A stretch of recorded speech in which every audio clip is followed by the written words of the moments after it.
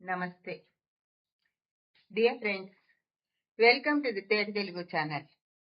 As we have already discussed about this analyzing the word by adding a prefix or suffix, how Telugu words are becoming a part and parcel of Telugu language in expanding the beauty of Telugu language, elevating the beauty of Telugu language, and making us understand the importance of the Telugu language by adding a prefix or suffix.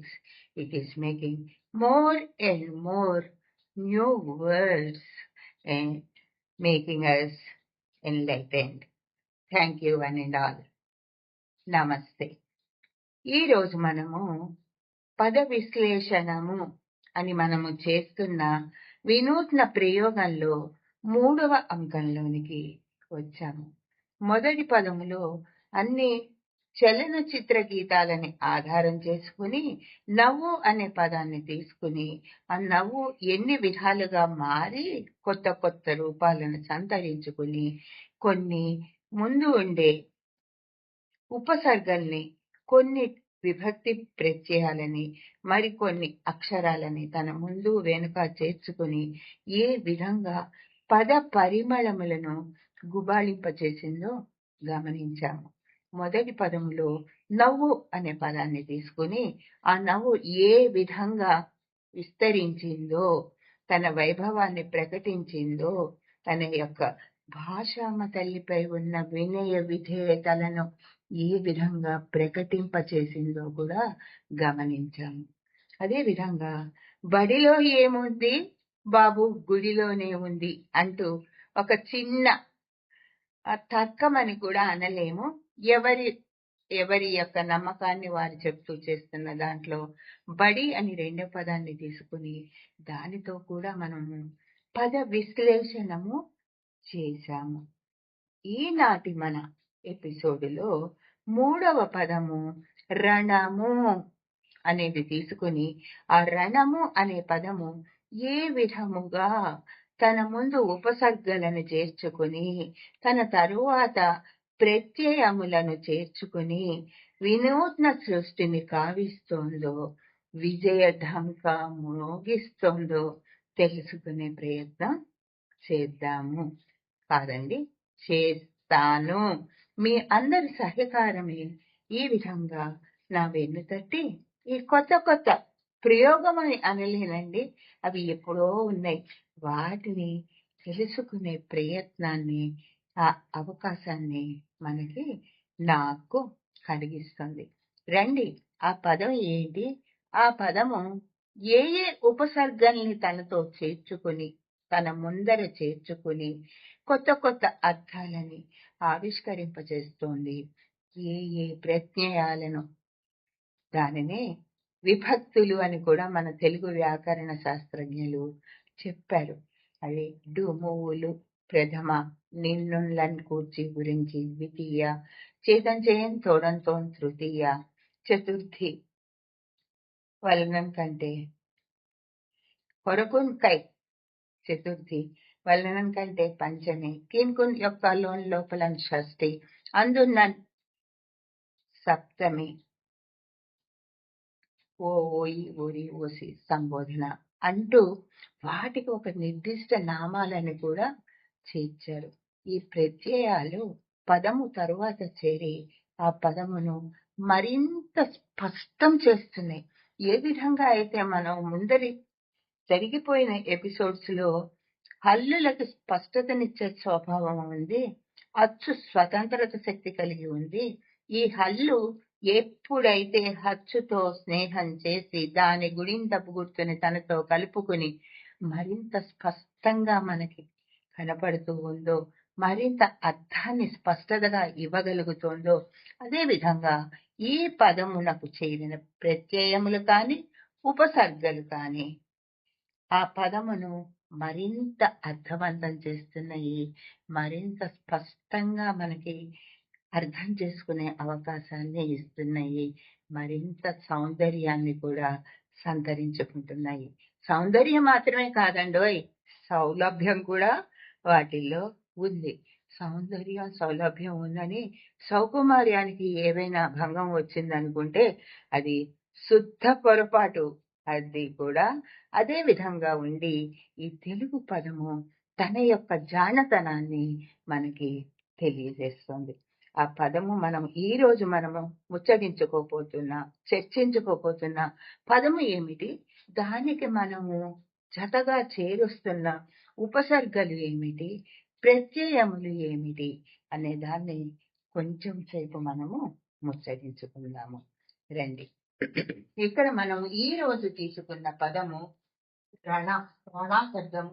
ఈ రణా శబ్దానికి మనం తత్సమ పదాలు అని కూడా మన చిన్నయ్య గారు చెప్పినట్టుగా ఈవిడేంటి అక్షరాలు గుర్తుపట్టడమే అని చెప్తోంది, మళ్ళీ మెల్లమెల్లగా వ్యాకరణంలో కూడా ఒక కాలు అలా పెడుతోంది అని మీరు అనుకోవచ్చు.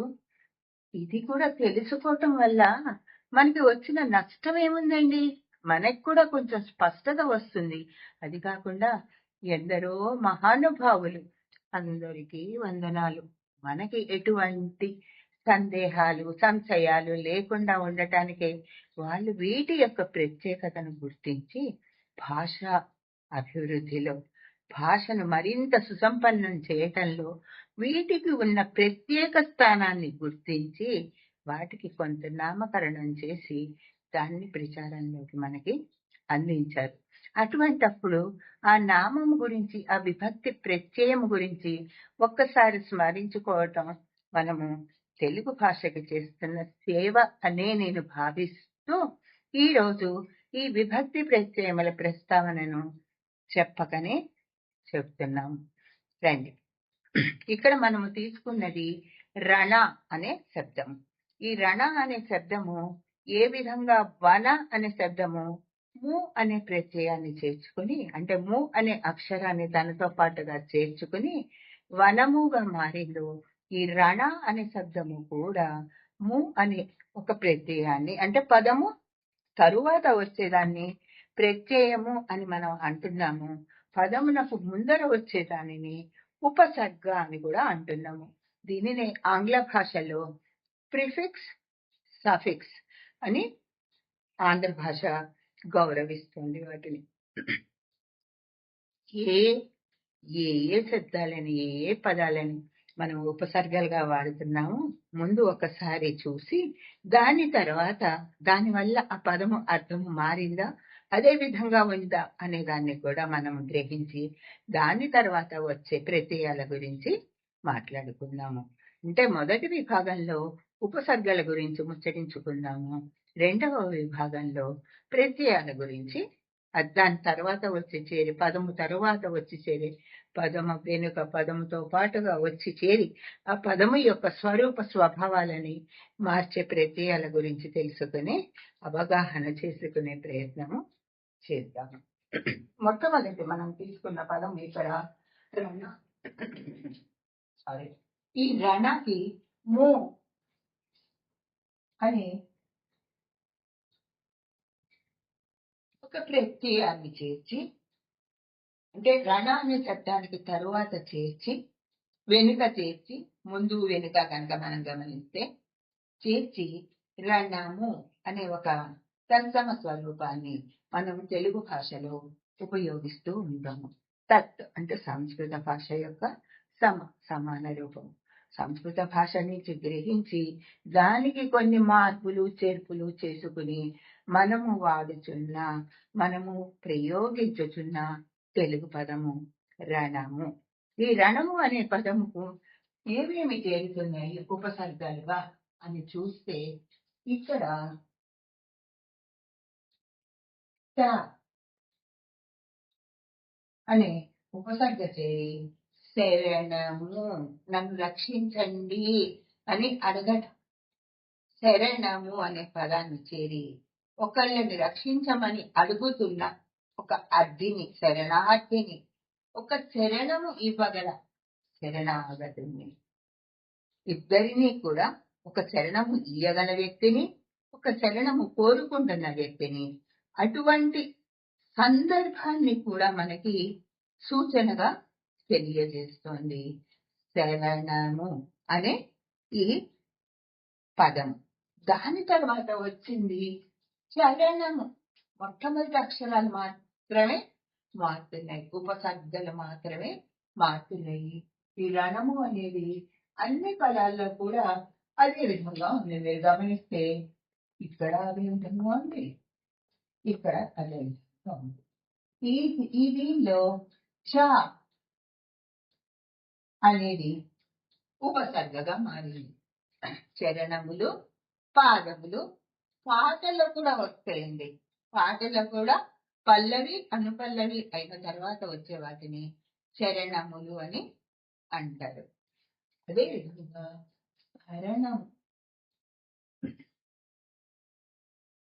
ఈ ఒక్కటి తీసేస్తే ఈ రణము శబ్దము అదే విధంగా ఉంది. మనం ఈ భరణము గురించి కూడా ముందు ఒకసారి మాట్లాడుకున్నాము. న్యాయస్థానము ఇచ్చే తీర్పుల్లో పోషణార్థం భార్యకి, కుటుంబానికి భర్త ఇచ్చే ఆర్థిక సహాయాన్ని భరణము అని అంటారు అని మనం ఇదివరకు కూడా ఒకసారి తెలుసుకునే ప్రయత్నం చేశాము. ఇప్పుడు తర్వాత హరణము. హరణము అంటే నావ, దాటించేది. భవసాగర తరణము నీ నామము అంటే మనల్ని దాటించే దానిని తరణము అంటారు. ఇక్కడ మనము తెచ్చుకున్న ఉపసర్గ ఈ రణము అదే విధంగా ఉంది.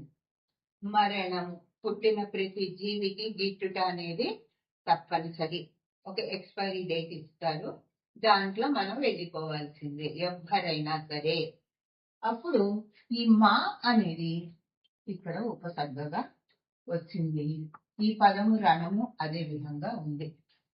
అదే కాకుండా తర్వాత కారణము, ఇది జరగడానికి దేని వల్ల ఇది జరిగింది, ఎందుకు జరిగింది అని ఆలోచిస్తే ద రీజన్ బిహైండ్ అని అంటారు.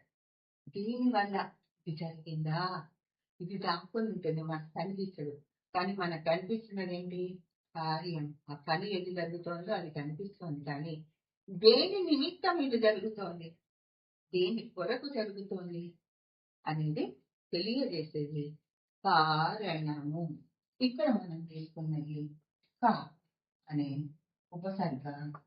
ఈ రణము అదే విధంగా ఉంటుంది. భరణము చూసాము. ఆ భరణము అనే పదానికి ఆ అనే దీర్ఘాతు కనుక చేరిస్తే ఆభరణముగా మారింది. ఇది ఒక ఆభరణం, నేను ధరించినది. ఈ ఆభరణము అనే దానిలో నగ అనేది చెప్పే దాంట్లో ఆ అనే దీర్ఘ అచ్చు తీసుకున్నాము. సంహరణము, చంపివేయడం, హరించి వేయటం. హరణము అనే పదం కూడా ఉంది.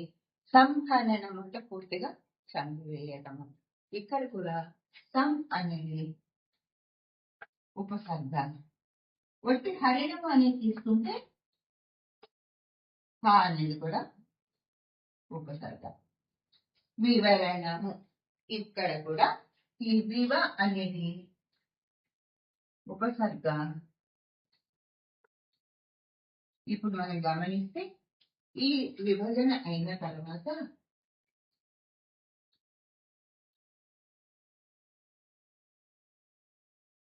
ఇక్కడ 2 ఉన్నాయి, ఇక్కడ కూడా 2 ఉన్నాయి, ఇక్కడ కూడా 2 అక్షరాలు. ఇది ఉపసర్గలు, ప్రిఫిక్స్ అని మనం అంటున్నాం. ప్రిఫిక్స్ అయిన తర్వాత మనం సఫిక్స్ దగ్గరికి వెళ్దాం. తర్వాత ఈ రణము అనే దాని తర్వాత రణ అనే శబ్దాన్ని తీసుకుని ఇక్కడ రణము ఉండొచ్చు, ము అనే విభక్తి ప్రత్యయం ఉండొచ్చు, ఉండకపోవచ్చు. ఒక్కొక్కసారి 2 ప్రత్యయాలు కూడా రావచ్చు. ఒకే విభాగంలోని 2 ప్రత్యయాలు కూడా రావచ్చు. అది ఏంటో ఇక్కడ గమనిద్దాం. ఇక్కడ రణ మాత్రం తీసుకుని రణరంగము, ఇది మనం చేర్చుకున్న పదము. ఈ పదములో ఈ ము అనేది డు ము ఊలు అవన్నీ రాయనండి నేను. డు ము ఊలు అనే 4ని తీసుకుని 4గిట్లో ఏదైనా మన అవసరానికి తీసుకుని ధేనువు ఉంటే ధేనువులు, రామ అంటే రాముడు. ఆ విధంగా మనం తీసుకుని మనం మన తెలుగు భాషలో దాన్ని వాడుకుంటున్నాము. ఈ విధంగా ఇక్కడ చూసినప్పుడు ఈ ము అనేది ప్రథమా విభక్తి ప్రత్యయం. ఇది మీకు కావాలంటే మీరు దీన్ని గమనించవచ్చు, లేకపోయినా లేదు. ఇంతవరకు మనం తెలుసుకుంటే మనం అనుకున్నది పద విశ్లేషణ అవుతుంది. పద విశ్లేషణని ఇంకొంచెం లోతుగా చేద్దాము అని అనుకున్న వాళ్ళు, ఆసక్తి కలవాళ్ళు మాత్రం ఇది గమనించవచ్చు. లేకపోతే మనం అనుకున్నట్టుగా మీ తేట తెలుగు ఛానల్ అక్షరాలను గుర్తించడమే కదమ్మా నువ్వు చెప్పింది, మేము అక్కడే ఆగిపోతాము అంటే కూడా నేను మిమ్మల్ని ఇబ్బంది పెట్టాను. నాకు ఎటువంటి అభ్యంతరము లేదు. అదే విధంగా ఇక్కడ రణము అంటే ఏ ప్రదేశంలో జరుగుతుందో తెలియజేస్తుంది. రణరంగం కురుక్షేత్రంలో జరుగుతుందా, ఇంకో ప్లేస్ లో జరుగుతుందా అని తెలియజేస్తుంది. రణధీరుడు యుద్ధము చేయడానికి శక్తి సామర్థ్యములు కలవాడు వ్యక్తిని తెలియజేస్తుంది. ఇక్కడ డు ఈ మొత్తం ఈ పదాన్ని తీసుకుంటేనేమో ఈ పదంగా వస్తుంది.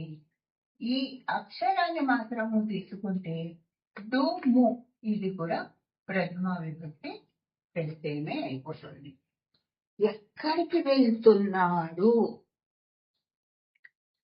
రణమునకు వెళుతున్నాడు, యుద్ధమునకు వెళుతున్నాడు అని చెప్పినప్పుడు కిన్ కున్ దాని గురించి మళ్ళీ మాట్లాడుకుందాము. కు అనేది నాకు రణమునకు ఇంతవరకు తీసుకుంటే ఇక్కడ మనకి ప్రథమ విభక్తి ప్రత్యయమైన ము ఉంది, నాకు కున్ షష్ఠి విభక్తి. రణము మందు ఎన్నో గుర్రాలు, ఏనుగులు, పదాతి దళము సైనికులు గాయాలకి లోనయ్యారు. ఆ యుద్ధంలో రక్తపాతం చోటు చేసుకుంది. ఎక్కడ? రణము నందు. ఇక్కడ అందు.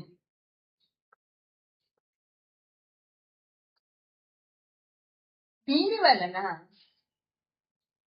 రణము వలన ఆస్తి నష్టము, జన నష్టము, భయభ్రాంతులు కలగటము, అన్ని విధాలా కూడా నష్టాలే జరిగింది. దేశ పురోభివృద్ధి తగ్గిపోయింది. దీని వలన రణము వలన.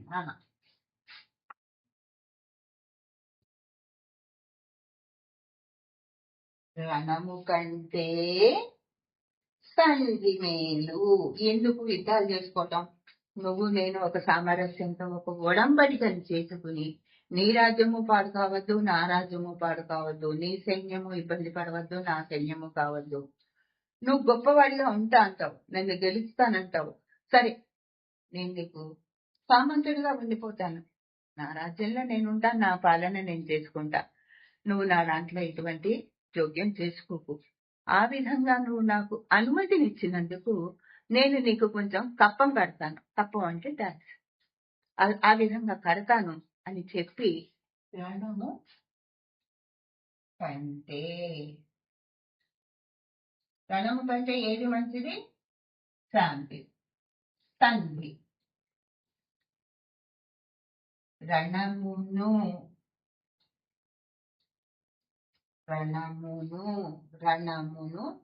నిర్ణయించారు యుద్ధం చేయడాన్ని. నిన్, నున్, లన్, కూర్చి, గురించి అనే ఈ పదాలు, ఈ అక్షరాలు వచ్చినవి.